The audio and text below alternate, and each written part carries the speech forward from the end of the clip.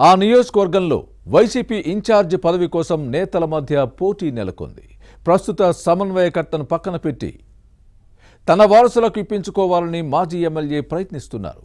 ఇందుకోసం మాజీ ప్రజా ప్రతినిధి సాగునీటి సంఘాల ఎన్నికల్లో హడావిడి చేశారు. వారసులకు ఇన్ఛార్జ్ పదవులు ఇప్పించుకోవాలని చూస్తున్న ఆ నేత ఎవరు? ఏ నియోజకవర్గంలో ఈ పోటీ ఉంది? Watch this inside story.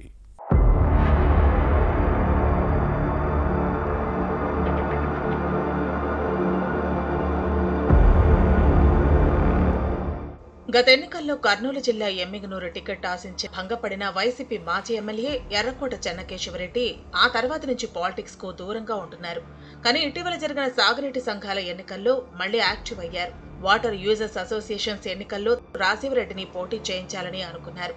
కానీ ఈ ఎన్నికలను వైసీపీ బహిష్కరించడంతో చెన్నకేశవరెడ్డి ప్రయత్నం ఫలించలేదు.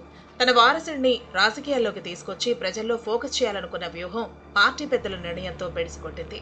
అయితే ఇప్పుడు ఎమ్మిగనూరు వైసీపీ ఇన్ఛార్జి పదవి ఇప్పించుకునేందుకు ప్రయత్నిస్తున్నారు.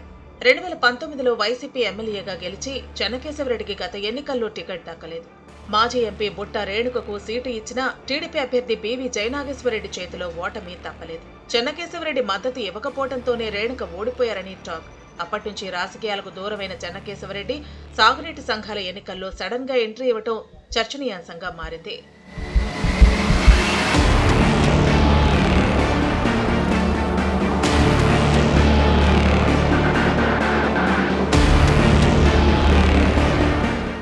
ఎమ్మిగనూరు 84వ సాగునీటి సంఘంలో చాలా కాలంగా ఎర్రకోట చెన్నకేశవరెడ్డి ఆధిపత్యం కొనసాగుతోంది.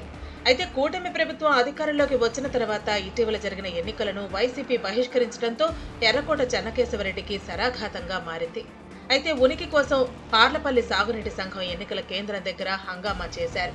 ఓటు వేసేందుకు వెళుతున్న తమ వారిని అనుమతించడం లేదని పోలీసులతో వాగ్వాదానికి దిగారు. అయితే పోలీసులు చాకచక్యంగా మాజీ ఎమ్మెల్యేని అక్కడి నుంచి పంపించారు. చెన్నకేశవరెడ్డి హల్చల్ చేయటం వెనక పెద్ద ప్లానే ఉందని వినిపిస్తోంది. పార్టీ నిర్ణయానికి విరుద్ధంగా తన మనవణ్ణి పోటీ చేస్తానని అధికారుల దృష్టికి తీసుకువెళ్లినా పట్టించుకోలేదు. దీంతో సాగునీటి సంఘాల ఎన్నికల్లో టీడీపీ గెలిస్తే తాను పట్టు కోల్పోతానని చెన్నకేశవరెడ్డి ఆందోళనకు గురయ్యారు. అందులో భాగంగానే తన అనుచరులు మనవడితో కలిసి పోలింగ్ కేంద్రం దగ్గర హంగామా చేశారని లోకల్ టాక్. వైసీపీ బహిష్కరించడంతో టీడీపీ ఏకగ్రీవం చేసుకుంది.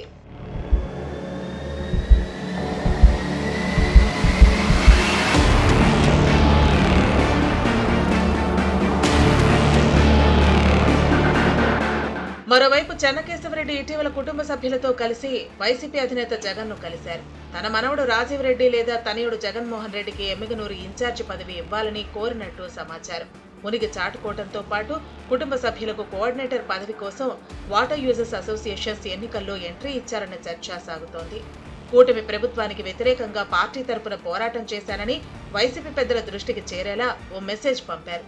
ఇక చెన్నకేశవరెడ్డి రీ ఎంట్రీతో ఎమ్మిగనూరు నియోజకవర్గం వైసీపీ ఇన్ఛార్జ్ బుట్ట రేణుక వర్గంలో కాస్త కంగారు నెలకొంది. ఫ్యాన్ పార్టీ ఇన్ఛార్జ్ వ్యవహారం ఏ టర్న్ తీసుకుంటుందో చూడాలి.